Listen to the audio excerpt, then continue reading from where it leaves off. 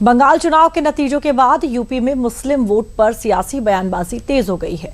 2027 से पहले मुस्लिम वोट पर विपक्ष में टकराव दिखाई दे रहा है। एआईएमआईएम के नेता शादाब चौहान ने सपा पर तीखा हमला बोला है, साथ ही मुसलमान वोट को विपक्ष का सहारा बताया है। ये रिपोर्ट देखिए।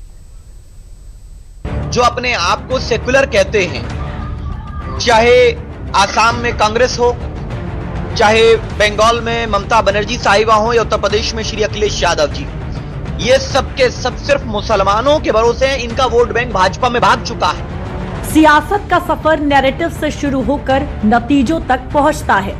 बिहार और बंगाल के चुनाव के बाद अब यूपी चुनाव को लेकर नैरेटिव गढ़ने का दौर शुरू हो गया है।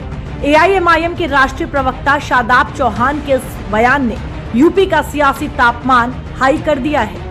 शादाब चौहान सपा पर न सिर्फ सो कॉल्ड सेक्युलर का ठप्पा लगा रहे हैं, बल्कि ये ऐलान भी कर रहे हैं कि अब यूपी में मुस्लिम सपा का साथ नहीं देंगे।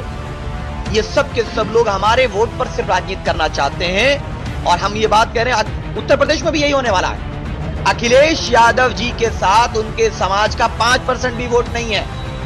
वो सिर्फ मुसलमानों के वोटों के भरोसे। लेकिन उत्तर प्रदेश का मुसलमान जागरूक हो चुका है, इनकी साजिश को समझ चुका है, इनकी साजिश बेनकाब हो चुकी है और उत्तर प्रदेश का मुसलमान ये तय कर चुका है कि अब सियासी डकैती अखिलेश यादव जी हमारे वोट बैंक पर नहीं डाल सकते। हमारे वोट बैंक पर उन्होंने डकैती डाली, हमारे मुद्दे छोड़ दिए। पीडीए क्या है?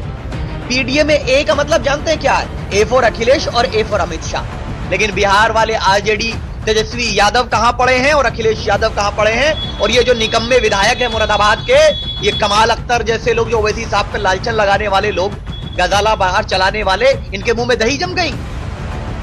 कहां है ये कुरैशी साहब? कहां है? कुरैशी भाइयों का कारोबार तबाह हो गया और ये विधायक खामोश बैठा है। ये बेशर्मी है।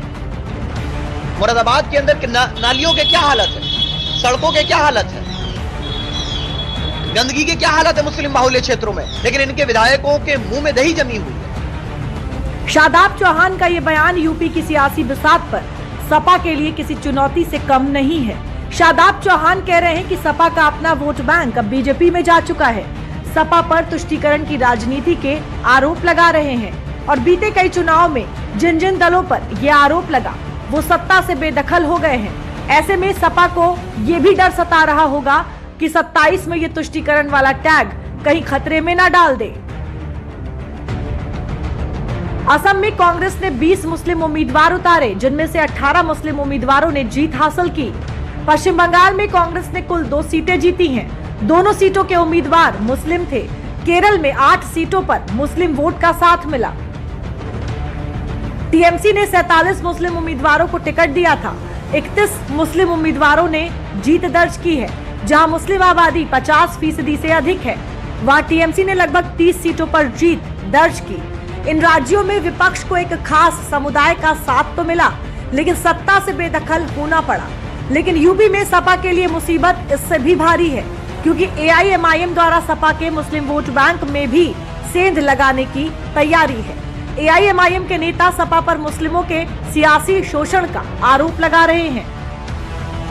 यूपी में हुए पिछले विधानसभा चुनाव में सपा को यूपी में करीब 80% मुस्लिम वोट मिले थे।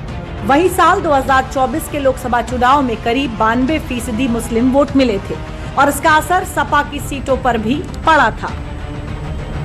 2024 के लोकसभा चुनाव में सपा तीसरी सबसे बड़ी पार्टी बनकर सामने आई। मुस्लिम वोट ने सपा को मजबूती देने का काम किया था, लेकिन अब 27 में चुनौतियां अलग हैं। एआईएमआईएम लगातार सपा पर हमला बोल रही है और सियासी अदावत ने ये तय कर दिया है कि सपा के लिए 27 की राह मुश्किल होने वाली है।